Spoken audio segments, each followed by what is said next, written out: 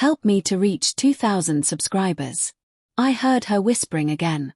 It was past midnight, and the house was still, the kind of silence that hums in your ears. From our bedroom, I could hear her voice through the half-closed door of the study. I thought she was talking to herself, rehearsing for one of her community events, maybe a charity speech. But as I leaned closer, the words froze me in place. I don't know how to say goodbye without breaking, she whispered. Her voice trembled, thick with emotion. You deserve more than stolen hours. You deserve my whole heart. I felt something cold crawl up my spine. She said it again, slower this time, goodbye, as if tasting the word, shaping it for someone else. Not for me. After 28 years of marriage, of shared mornings, children, anniversaries, and laughter, my wife, my Emily, was practicing a goodbye speech. And it wasn't for me. The next morning, she acted like nothing happened. She made coffee, hummed a tune while flipping pancakes, and smiled when I entered the kitchen. That smile used to melt me. Now it felt rehearsed. Morning, she said lightly. You're up early. I studied her face, the small lines near her eyes, the faint shimmer of lip balm, the way she tucked her hair behind her ear when she lied. I couldn't sleep, I said, sitting down. You were working late again. She hesitated, just for a breath. Yeah, just finalizing some notes for the fundraiser next week. Must be important, I said, stirring my coffee too long. She smiled. You have no idea. All day, I replayed those words. You deserve my whole heart. Who was you? That night, after she fell asleep, I checked her laptop. My hands shook as I typed her password, our wedding date. She hadn't changed it. Maybe that was her cruelest mercy. There were no incriminating emails, no photos, nothing obvious. But I found a folder titled Community Outreach, Private Drafts. Inside were several Word documents, speech drafts, letters, notes. I opened the most recent one. Dear Daniel. My throat tightened.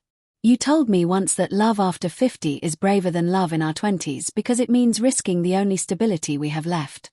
I thought I could balance both worlds, my family and you, but I can't anymore. I'm tired of lying to a man who has done nothing but love me. He doesn't deserve the ghost I've become. But I can't let you go without saying how much you changed me. You reminded me what it feels like to be seen again. I stopped reading. Daniel. The name hit like a brick to the ribs. I closed the file, trying to breathe. My heart hammered so hard it hurt. I wanted to scream, to wake her, to demand the truth. But instead, I sat there, staring at the blue light on the wall until dawn. Over the next few days, I watched her differently. Every text that made her smile, every time she lingered on her phone before bed, every errand that took longer than usual, they all became pieces of a puzzle I never wanted to see. She mentioned Daniel casually once, months ago. He was a new volunteer coordinator at her community center. Divorced, charming, so dedicated. I hadn't thought much of it. I trusted her. Now I saw everything. The careful makeup before her meetings. The perfume she hadn't worn in years. The way she always changed her blouse before leaving, as if the first one wasn't right enough. I wasn't stupid. I was in denial. On Friday night, she said she was attending a donor dinner. I might be late, she added, slipping into a navy dress I hadn't seen before. It fit her too well, deliberate, not casual. I forced a smile. You look beautiful. She paused, almost guilty. Thank you. When the door closed, I followed her. Not immediately. I waited 10 minutes, then got into my car and drove toward the community center. My hands trembled against the steering wheel, but I had to know. Her car wasn't there. I kept driving. Downtown. Past the lake. Past the restaurant where we'd had our 20th anniversary dinner. Then I saw her, walking under the dim glow of streetlights, her heels clicking against the sidewalk.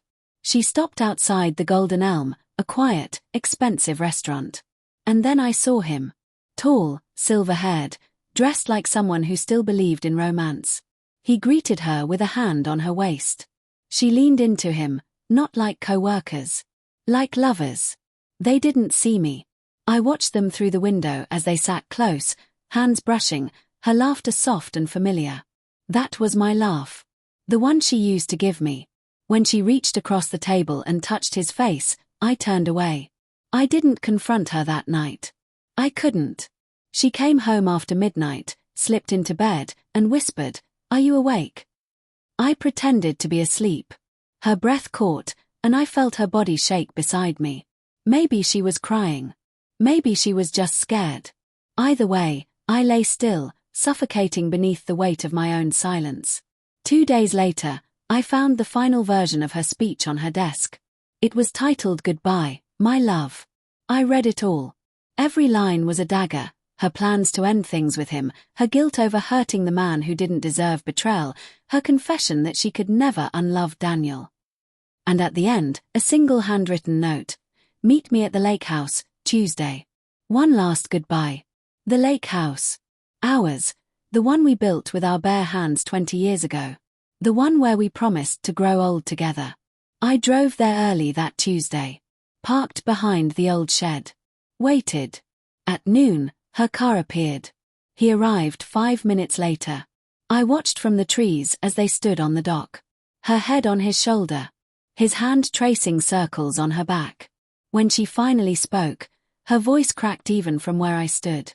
"I can't do this anymore," she said. "I have to go back to my husband." He pulled away, his expression unreadable. "Then why are you crying?" he asked. "Because," she whispered, "I'll miss you every day of my life." She pressed a kiss to his cheek, soft, final, and walked away. I stayed hidden until she drove off. Then I approached the dock. Daniel was still there, staring at the water. When he noticed me, he didn't flinch. He just nodded, almost respectfully, and said, "She's a good woman." I wanted to hit him. Instead, I said, "She was." Then I walked away. That night, Emily sat across from me at dinner, eyes red, fork untouched. "I ended it," she whispered. "I know," I said. Tears welled up. "You followed me." "Yes." Silence. "I'm sorry," she said, voice breaking. "I lost myself. I thought it was love, but it was a way to feel alive again." I didn't answer. I just stared at the woman I thought I knew, and saw someone else entirely. After a long pause, she asked, "Can we fix this?" I looked down at my hands, then back at her. "I don't know," I said. "But for the first time, I think we're both finally being honest." That night, she slept in the guest room. I lay awake, listening to the same silence that once felt like peace but now sounded like distance. Maybe we'll find our way back. Maybe we won't. But at least, now, there are no more rehearsed speeches, only the truth. And for the first time in years, that feels like the start of something real.